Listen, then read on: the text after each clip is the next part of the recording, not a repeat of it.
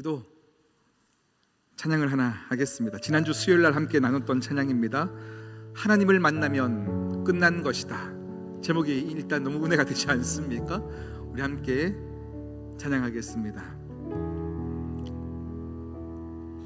모든 것이 끝났다고 말하는 사람들의 말을 듣지 말아라.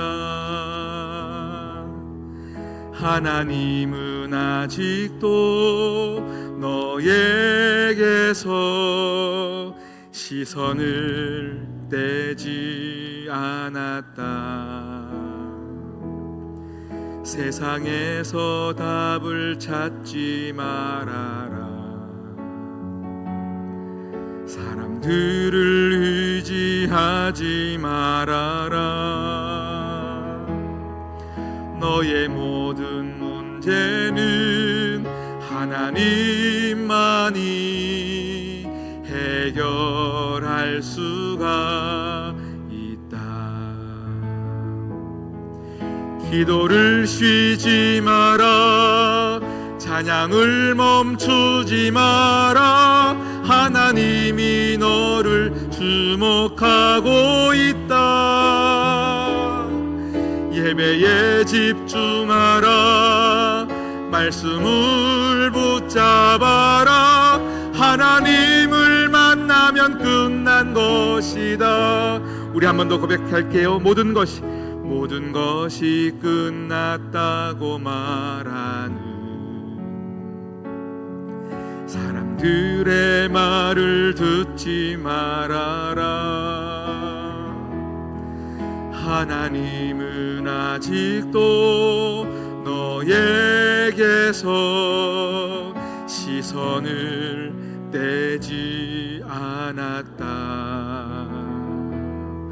세상에서 답을 찾지 말아라. 사람들을 의지하지 말아라. 너의 모든 문제는 하나님만이 해결할 수가 있다. 기도를 쉬지 마라. 기도를 쉬지 마라. 찬양을 멈추지 마라. 하나님이 너를 주목하고 있다. 예배에 집중하라. 말씀을 붙잡아라. 하나님을 만나면 끝난 것이다. 가는 길 멈추지 마라. 가는 길 멈추지 마라. 뒤를 돌아보지 마라. 하나님이 너를 주목하고 있다. 의심을 하지 마라. 절대 포기하지 마라. 하나님을 믿으면 끝난 것이다. 하나님 아버지, 이 시간 많은 염려와 걱정과 불안과 많은 어려움 속에서 좌절하여 이 자리에 계신 분이 계시다면 하나님 이 시간 그 마음을 만져주시옵소서. 하나님이 끝이다 말씀하시지 않았을 때까지는 우리가 말씀을 붙잡고 나아갈 하나님 아버지의 믿음이 있게 하여 주셔서 오늘 이 시간 마주한 이 말씀이 내게 생명되게 하시며 우리 모두를 살아가야 될 이유가 되게 하여 주시옵소서. 이 모든 말씀 예수님의 이름으로 기도드립니다. 아멘. 할렐루야. 오늘 말씀의 제목은 말씀을 진지하게 받아야 합니다 입니다. 말씀을 진지하게 받아야 합니다. 제 말씀으로 함께 은혜를 나누겠습니다. 오늘 하나님께서 선지자 예레미야를 세우셨습니다. 그리고 패역한 죄악 가운데 있는 이스라엘 백성들에게 내 마음을 전하라 하시면서 오늘 이렇게 말씀하십니다. 하나님께서 말씀하시기를 보라, 내가 너희 앞에 생명의 길과 사망의 길을 두었노라 이렇게 말씀하십니다. 여러분, 우리의 인생을 살아갈 때요, 여러분의 모든 인생들 가운데는요, 여러분이 또 성경 완독 작전 중에 성경을 열심히 읽고 계시는데요, 이제부터 읽어갈 모든 말씀, 앞으로 읽어 나가야 될 모든 말씀은 이 두 가지 길을 항상 제시하십니다. 생명의 길이 있다, 사망의 길이 있다. 이것을 항상 우리에게 제시하시고 말씀하고 계십니다. 그래서 여러분이 오늘 여전히 선포되어지는 이 설교, 매 주일마다 그냥 예배 드려야 되니까 드리는 것이 아니라요, 이 시간 선포되는 이 말씀을 우리가 어떤 태도로 받느냐에 따라서 이 말씀이 여러분에게 생명이 될 수 있고 사망이 될 수 있다는 것을 기억해야 합니다. 그래서 여러분, 말씀에 대하는 여러분의 태도는요, 반드시 분명하게 무겁게 받으셔야 해요. 어떤 말씀이든 간에 그 말씀을 무겁게, 또 태도를 분명히 하여 그 말씀을 받아야 합니다. 만약에요, 하나님의 이 말씀이 들어도 좋고 듣지 않아도 좋은 말씀이라면 여러분, 오늘 그냥 편하게 오셨다가 편하게 가시면 됩니다.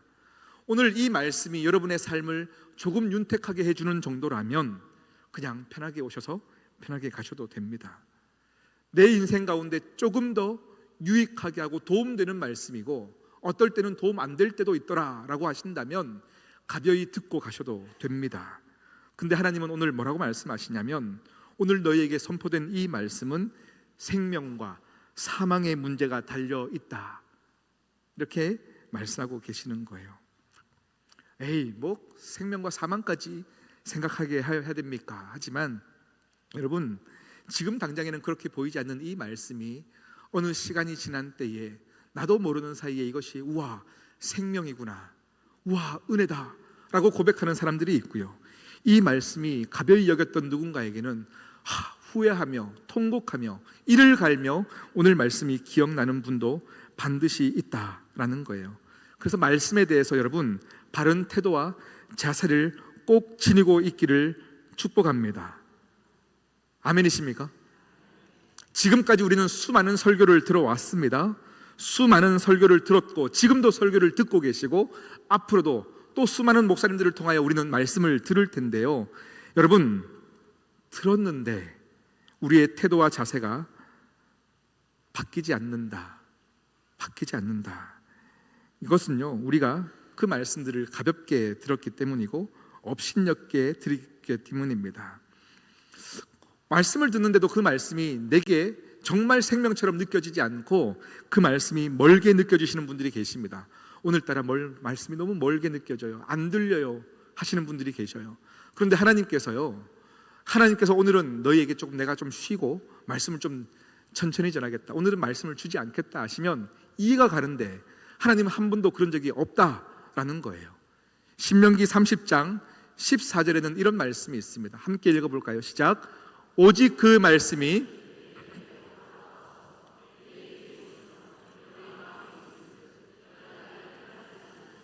아멘. 오직 그 말씀이 내게 매우 가까이 있다고 말씀하세요. 가까이 있다. 그래서 네 입에 있대요. 너의 마음에 있대요. 그래서 내가 이 말씀을 행할 수 있는 능력이 이미 너에게 가지고 있다, 내가 주었다 라고 말씀하고 계십니다. 이 말씀 무슨 말입니까? 오늘도 하나님이 우리에게 가까이서 계속 말씀하시는 거예요. 오늘 하나님의 말씀이 가까이 있다는 뜻이 무엇입니까? 오늘도 내가 너를 사랑하여서 혹 죽음의 길을 갈까봐 네 옆에서 너를 포기하지 않고 오늘도 내가 너에게 믿음의 말씀, 생명의 말씀을 주고 있지 않느냐. 그 말씀을 네 입에, 네 마음에 새겨라. 너는 이를 행할 수 있다 말씀하십니다. 여러분에게 묻겠습니다. 그 말씀이 가깝게 느껴지십니까? 멀게 느껴지십니까? 오늘 우리에게 주어진 말씀이 여러분에게 어느 정도 교훈 주는 말씀으로 생각하십니까? 생명의 말씀으로 생각하십니까? 지금까지 우리의 삶을 보면요, 말씀을 들었음에도 불구하고 멀은 것 같고 잘 들려지지 않는 사람들이 있습니다. 그런데 오늘 말씀은, 신명기 말씀은 우리에게 매우 가깝게 있다라고 선포하시는 거예요. 이 말은 수도 없이 들려주었다라는 말이죠. 수도 없이 너희에게, 너를 사랑해서 너를 포기하고 싶지 않아서 수도 없이 들려주었다. 그럼에도 불구하고 우리는 왜 나는 변하지 않는가? 그럼에도 불구하고 나는 왜 바뀌지 않는가, 달라지지 않는가, 우리는 고민해 보아야 합니다. 말씀이 멀어서 안 들리는 줄 알았는데 말씀이 먼 건 아니었어요. 말씀은 가까이 있었대요. 그럼에도 불구하고 우리는 말씀이 들리지 않다. 우리 성경에서는요, 우리 창세기부터 요한계시록까지 이 성경 전체의 이야기는 결국 이 이야기입니다. 하나님의 말씀이 한 인생에게 선포되어졌는데 그 말씀을 가벼이 여겼던 사람은 죽음의 길을 갈 수밖에 없었음을 선포하는 거고요. 그 선포된 말씀을 내가 가슴으로 받았던 사람들은 은혜를 고백하며 하나님을 만나는 일이었음을 모든 성경이 그 이야기를 하고 있는 거예요. 이 성경의 이야기는요, 고대에 있었던 이야기를 전달하는 이야기가 아닙니다. 교훈을 이야기하는 내용이 아닙니다. 나에게 생명이 되느냐, 사망이 되느냐, 이것에 대해서 말씀을 우리에게 전파하고 있는 거예요. 그래서 여러분, 이 말씀을 가깝게 여겨야 합니다. 이 말씀이 가까워져야 합니다. 가까워져야 합니다. 아멘이십니까?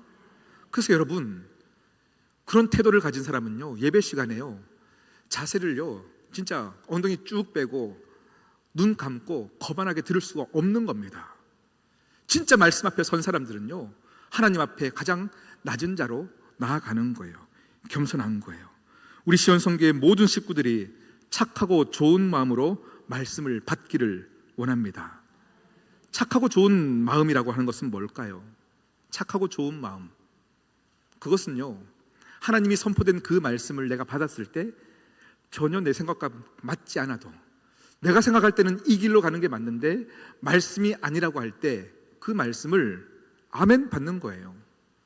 내 생각보다 하나님의 생각이 크다는 것을 인정하는 것이 착하고 좋은 마음입니다. 여러분, 제가 항상 설교 때마다 자주 이렇게 쓰는 어떤 단어들이나 문장들이 있는데요, 한 번씩 제가 했던 문장들 중에 말씀이 들리지 않는 게 가장 큰 저주입니다라는 표현을 제가 참 좋아해요. 말씀이 들리지 않는 것이 가장 큰 저주입니다. 우리가 인생을 살아가다 보면요, 다리가 부러질 수도 있습니다. 근육이 아파서, 모든 신경이 아파서, 온몸이 아파서 힘들어할 때도 있습니다. 상황이 어려워져서, 경제적으로 어려워서 위기 가운데 살아갈 수도 있습니다. 그런데요, 그건 저주가 아닙니다. 하나님의 신실하심의 인도하는 과정 속에 있는 겁니다. 우리에게 저주는요, 그런 것이 아니라 아무리 성경을 읽어도, 아무리 설교를 들어도 하나님의 말씀이 귀에 들리지 않는 것, 이것이 가장 큰 저주입니다. 그래서 여러분, 내가 혹시 하나님께 저버림을 받았지 않았나, 내가 혹시 오늘도 하나님과 먼 것이 아닌가, 여러분, 이 시간 마음을 무겁게 하나님의 말씀을 받으셔야 합니다. 내가 읽고 또 들려지는 이 말씀이 여러분을 생명으로 또 사망으로도 인도하고 있음을 받아들이면서 성경을 읽을 때에 그 말씀이 놀라운 은혜가 여러분 가운데 있는 것입니다. 여러분, 창세기에 보면요, 노아 시대 때에 하나님이 말씀이 선포되었습니다. 어떻게 선포됩니까? 온 지면에 홍수가 날 것이다, 말씀이 선포되었어요. 그런데 이 말씀을 들은 노아가 산 꼭대기에서 방주를 짓는 겁니다. 하루 이틀의 문제가 아니죠. 수년에 걸쳐서 이 큰 방주를 짓습니다. 왜요? 생명과 죽음이 달린 문제이기 때문에 받아들이는 거예요. 홍수가 나면 모두가 죽는 것임을 알기 때문에 그 말씀을, 그 이야기를 귀담아 듣고 마음에 새겨서 행동으로 옮기는 겁니다. 그런데 이 말씀을 마음으로 받는 사람은 노아와 8명의 가족들밖에 없는 거예요. 그럼 나머지 사람들은 어떻습니까? 주변을 살펴보니까 무슨 비야, 주변을 살펴보고 살아가는 삶의 자리를 보니까, 또 하늘을 보니까, 바람의 냄새를 맡아보니까 도무지 비가 올 것 같지 않거든요. 그러니 하나님의 말씀을 가볍게 여깁니다. 생명과 사망의 말씀으로 들리지가 않습니다. 왜요? 내 판단이 더 맞거든요. 지금 비 올 것 같지 않거든요. 내 판단과 내 생각이 더 중요하니까 하나님의 말씀이 가볍게 느껴지는 겁니다. 가볍게 느껴지니까 그들에게 사망이 다가오는 거예요. 우리 주님께서 이 땅에 오셔서 회개하라, 천국이 가까이 왔느니라 말씀하셨지만 이 말씀이 들리지 않는 겁니다. 그 말씀을 받은 소수의 사람들이 결국 온 세계 가운데 또 복음을 선포하는 사람이 되는 겁니다. 이 시간 저와 여러분이 오늘 이 시간 말씀이 마음에 뿌려지고 있는 여러분에게 진지하게 묻습니다. 여러분, 성경은, 말씀은 우리가 조금 더 읽어서 많이 아는 것으로 믿음을 증명하려고 읽는 것이 아닙니다. 누구보다 믿음 좋은 것을 뽐내기 위해서 성경을 읽는 것이 아닙니다. 더 유식한 소리 듣고 싶어서 읽는 것이 아닙니다. 이 말씀은 생명과 사망을 다루는 말씀이기 때문에 우리가 읽는 겁니다. 아멘이십니까? 나를 따르라 할 때 따르는 그 길에 생명이 있습니다. 돌이키라 말씀하실 때에 돌이키는 자들이 생명을 얻는 겁니다. 순종하라 하실 때에 순종하는 자들의 삶이 윤택하여지는 것을 저는 너무 많이 보았습니다. 여러분, 말씀에 우리의 판단이 들어가지 않기를 축복합니다. 하나님의 말씀이라면 반드시 아멘하는 인생에 하나님의 역사가 있습니다. 우리 주님께서 마태복음 4장 4절에 이렇게 말씀을 주셨어요. 우리 함께 읽어볼까요? 시작. 예수께서 대답하여 이르시되 기록하였으되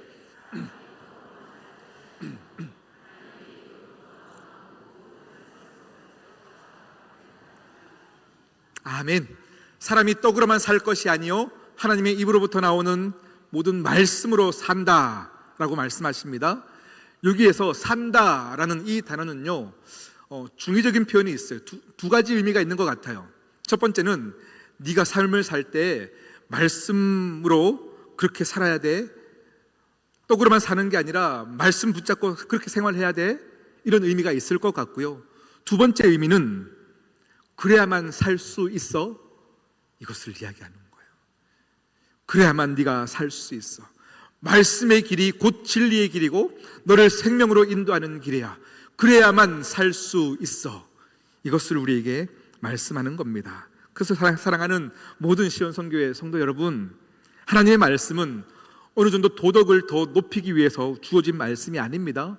교훈을 추구하기 위해서 주시는 말씀, 상식과 교양을 키우기 위해서 주시는 말씀이 아니라 생명과 사망을 결정하는 말씀임을 기억해야 합니다. 자, 그런데 우리는 왜 말씀이 멀게 느껴질까요? 저는 말씀을 묵상하면서요 이렇게 말씀을 드리고 싶어요. 그건 사랑이 없기 때문입니다. 사랑이 없기 때문에 그렇습니다. 이런 말씀 우리가 처음 듣는 게 아니거든요. 수없이 많이 들었거든요. 그런데 우리는 수없이 많이 반복했던 이 말씀 가운데 들리지 않는 것은 말씀이 멀어서가 아니라 사랑하지 않아서입니다. 누구를요? 하나님을 사랑하지 않아서. 사실 사랑하면 다 들립니다. 사랑하면 다 좋게 여겨집니다. 사랑하면 다 덮어주고 싶은 거고요. 사랑하면 가까이 있고 싶은 거고요. 사랑하면 열심히 그냥 나오게 되어 있습니다. 그래서 사랑이 능력입니다. 사랑하면 들리고, 사랑하면 보고 싶고, 사랑하면 방법이 생각납니다. 방법이 없어서가 아닙니다. 말씀이 멀어서가 아닙니다. 사랑하지 않기 때문입니다. 보이지 않는 것은 사랑이 없어서였습니다. 자녀를 키워본 우리 부모님들은 다 이 말을 이해하실 텐데요, 우리 자녀들은 부모님에게 수없이 많은 행동과 제스처를 통해서 우리에게 시그널을 보냅니다. 신호를 보내고 있습니다. 아빠들보다는요 확실히 엄마들이 자녀를 더 사랑하는 것 같아요.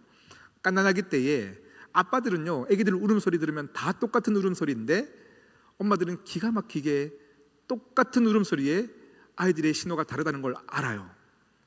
이 울음소리를 듣는 것은 지금 기저귀를 갈아야 될 때구나, 이 울음소리는 젖을 달라는 소리구나, 기가 막히게 알아요. 왜요? 사랑하기 때문에. 남들은 모릅니다. 남들은 알 수 없습니다. 다른 자녀들이 아무리 울어도 모릅니다. 그런데 부모는 압니다. 그 아이들이 성장해서 학교 갈 때 뒷모습만 봐도 이 아이의 상태가 어떤지를 압니다. 밥 먹을 때 숟가락 드는 태도만 봐도 얘가 지금 기분이 좋구나, 기분이 나쁘구나 알 수 있는 겁니다. 사랑하기 때문에요. 우리가 하나님을 사랑하면 계명이 들립니다. 이 시간 진심으로 여러분을 축복하고 싶은 마음이 바로 이겁니다. 하나님을 사랑하는 마음으로 말씀을 들으십시오. 하나님을 사랑하는 마음으로 찬송 부르십시오. 하나님을 사랑하기 때문에 기도하십시오. 제가 지금 계속 사랑을 단어를 계속 강조하고 반복하고 있는데요, 이 시간 여러분이 이 사랑이라는 단어가 마음에 걸리신다면 어쩌면 여러분은 지금 행복한 신앙생활을 하지 못하고 있다를 반증하는 걸 수도 있습니다. 잊지 마십시오. 사랑하지 않으면 들리지 않습니다. 사랑하지 않으면 보이지 않습니다. 사랑이 회복되어야 합니다. 들으려고 애쓰는 것, 보려고 애쓰는 것이 중요한 게 아니라 사랑이 회복되는 것이 중요합니다. 이것이 먼저입니다. 아브람과 롯이 창세기에 나오는데요, 수많은 양을 하나님 복 주셔서 키우게 되었어요. 그러니 풀이 없고 땅이 좁아지면서 이제 그들이 갈라져야 되는 상황입니다. 아브람이 롯을 부릅니다. 야, 내가 연장자니까 내가 더 좋은 땅 갈게 라고 말하지 않죠. 어떻게 얘기합니까? 조카 롯아, 일로 와봐. 네가 먼저 땅을 골라 하고 땅을 고르게 합니다. 그때 롯이 아니요, 삼촌이 먼저 좋은 땅 고르십시오 해야죠. 그런데 뭐라고 말합니까? 얼른 가서 좋은 땅을 고릅니다. 그렇게 해서 골랐던 땅이 소알 땅입니다. 소알 땅. 그런데 그 땅이 얼마나 좋았는지가 창세기 13장 10절에 이렇게 말씀하십니다. 한번 읽어볼까요? 시작. 이에 롯이 눈을 들어 요단 지역을 바라본즉 소알까지 온 땅에 물이 넉넉하니 여호와께서 소돔과 고모라를 멸하시기 전이었으므로 여호와의 동산 같고 애굽 땅과 같았더라. 조카 롯이 골랐던 이 소알 땅이 여호와의 동산, 에덴 동산 같았다. 좋았을까요? 나빴을까요? 좋은 땅이죠. 무진장 좋은 땅입니다. 이 땅을 롯이 골라갔습니다. 그런데요, 이상한 일이 생깁니다. 소알 땅을 선택한 롯에게 하나님이 나타나지 아니하셨고, 아무 땅이나 가야 했던 그 아브라함에게 하나님이 나타나셔서 말씀하십니다. 아브라함아, 내가 너와 함께 할 것이고 네가 건너가 차지할 이 모든 이 땅 가운데 기름지고 복된 땅이 될 것이다. 축복하십니다. 여러분, 이 말씀을 묵상하는데 어떤 이미지가 그려지냐면, 롯은요, 자기가 보기에 좋은 땅을 선택한 겁니다. 자기가 보기에 좋은 땅, 바로 그 땅이 소돔과 고모라, 타락한 이 도시의 원형이 되어집니다. 그런데 나중에 13장에서 쭉 넘어가서 18장에 보니까요, 하나님이 그 땅에 죄가 관영하여서 죄가 가득해서 그 땅을 멸망하실 때에 아브라함이, 아무 땅에 살았던 그 아브라함이 조카 롯을 위하여 이 소돔과 고모라 땅을 위하여 중보하며 기도합니다. 하나님, 그 땅을 멸망하지 마십시오. 왜냐하면 그 땅에 의인 50명이 있지 않습니까? 뭐라고? 그 땅에 의인 50명 있으면 내가 멸망치 않겠다. 하나님, 그러면 40명이 있으면 그 땅을 보호해 주십시오. 좋다, 40명이 있으면 내가 보호해 주겠다. 우리 한국은 3세판이잖아요. 그러면 30명이면 어떻습니까? 근데 거기는 한국이 아니었던 건 거죠. 20명, 10명 얘기하는데 그 땅에 의인 10명이 없어서 하나님은 결국 그 땅을 멸망하게 하십니다. 그때 하나님께서 조카 롯에게 하나님의 천사를 보내어 말씀을 주시는데요, 그 땅이 곧 멸망할 거다라고 할 때에 오늘 19장 우리 14절 말씀을 함께 읽겠습니다. 시작. 롯이 나가서 그 딸들과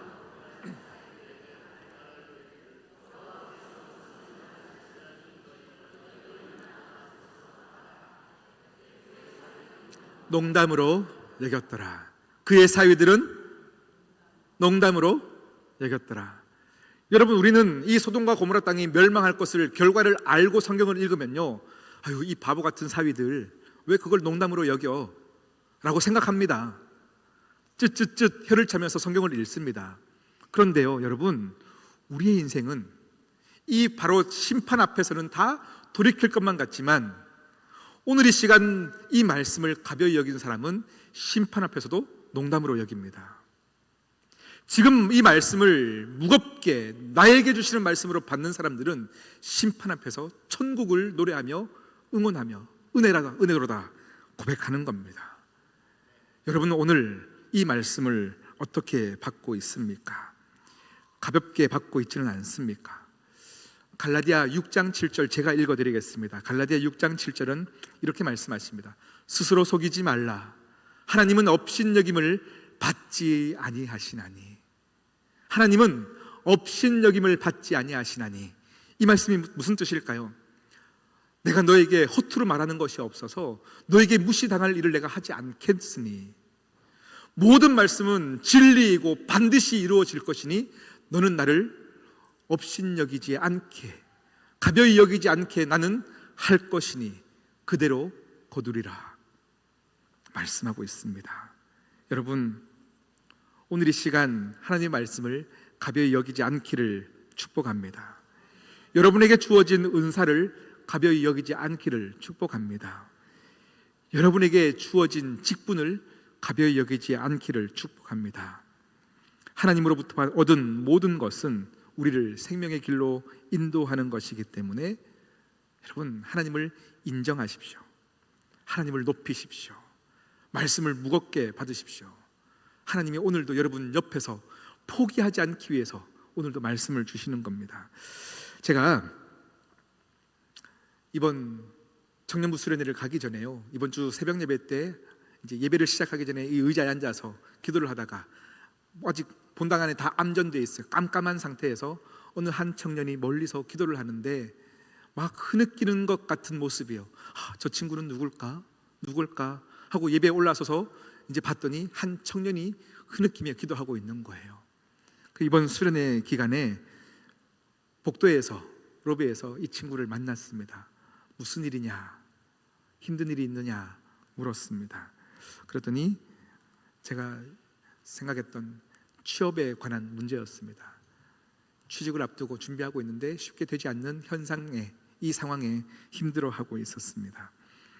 이 친구를 정말 축복하고 사랑하는 마음에, 남의 일이기 때문에 가볍게 말하는 것이 아니라 저는 그 하나님을 신뢰하기 때문에 이 친구에게 말해 주었습니다. 누구야? 지금 당장 그 마음 아픈 거는 충분히 맞아요. 너무 힘든 일이 맞아요. 좌절할 일이 맞아요. 근데 저는 무엇을 확신하냐면 이 친구를 태어나게 하신 분이 하나님이십니다. 그리고 예를 들어 이 친구가 앞으로 50년을 더 산다고 치면 2074년이겠죠. 2074년까지 살아야 될 이 청년의 인생에, 하나님은 반드시 이 청년을 향한 놀라운 계획을 가지고 있음을 저는 확신합니다. 놀라운 계획을 가지고 있음을 저는 진짜 확신합니다. 그러면 당장 지금 내 앞에 취업이 되고 안 되고 문제가 지금에는 큰 문제인 것 같으나 이 문제보다 하나님을 크게 여기고 내게 주어진 말씀을 크게 여긴다면 더 이상 이 문제는 내게 문제가 아닙니다. 여러분 앞에 계시는 하나님을 믿으십시오.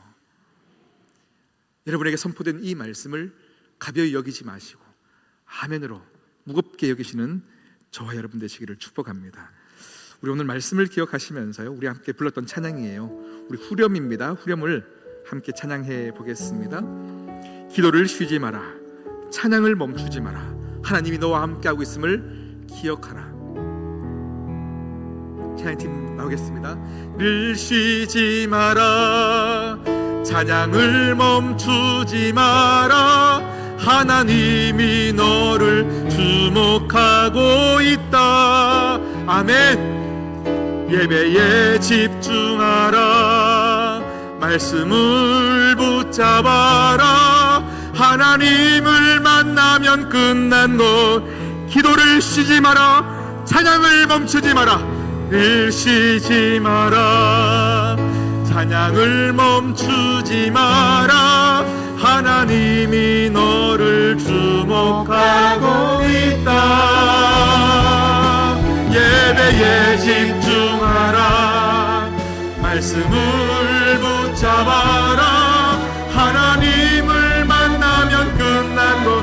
여러분의 인생을 향하여 선포합니다. 기도를 멈추지 마라, 기도를 멈추지 마라, 찬양을 멈추지 마라, 하나님이 너를 주목하고 있다. 예배를 집중하라. 말씀을 붙잡아라. 하나님을 만나면 끝난 것이다. 가는 길 멈추지 마라. 가는 길 멈추지 마라. 뒤를 돌아보지 마라. 하나님이 너를 주목하고 있다. 아멘 아멘. 의심을 하지 마라. 절대 포기하지 마라. 하나님을 믿으면 끝난 것. 예수의 이름은 예수의 이름은 세상의 소망이 예수의 이름만 이름은 전국의 기쁨. 예수의 이름이 세상의 소망이요 예수의 이름은 세상의 소망이요 예수의 이름은 전국의 기쁨일세.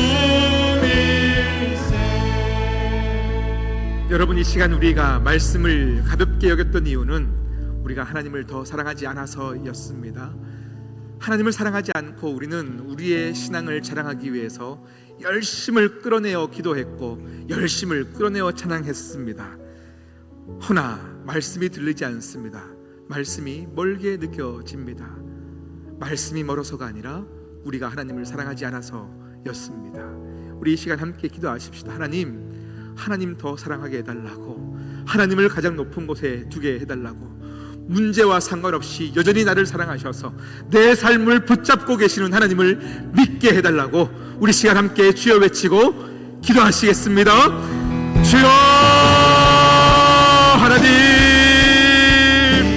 이 시간 우리에게 하나님을 사랑하는 마음을 성령님 허락하여 주시옵소서. 하나님을 사랑할 때 하나님의 말씀이 들립니다. 하나님을 사랑할 때 하나님을 느낄 수 있습니다. 주여 우리에게 하나님을 사랑하는 마음을 허락하여 주셔서 말씀을 가장 높은 곳에 두게 하여 주시옵시고, 말씀을 사랑하게 하여 주시옵시고, 말씀으로 사는 자 되게 하여 주시옵소서. 예수의 이름은 세상의 소망이. 하나님 사랑합니다. 하나님 아버지, 이 시간 주님을 생각할 때에 우리의 인생에 하나님을 업신여겼던 우리의 죄를 고백하며 하나님을 가장 큰 곳에 두게 하여 주시고 하나님을 가장 높은 곳에 두게 하여 주시옵소서. 주의 이 시간 이 예배 가운데 성령으로 자정하여 주시사 마땅히 드려야 될 고백으로 나아가게 하여 주시옵소서. 세상의 소망이요 예수의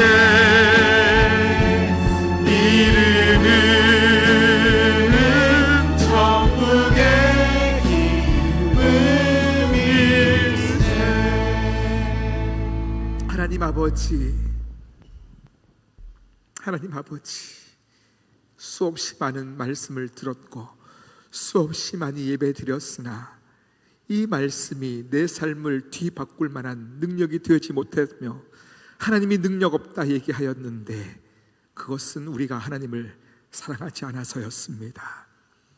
성령님, 이 시간 우리를 불쌍히 여겨주시고 우리의 삶을 도와주셔서 이 시간 더 하나님을 사랑할 수 있는 마음을 허락하여 주시옵소서.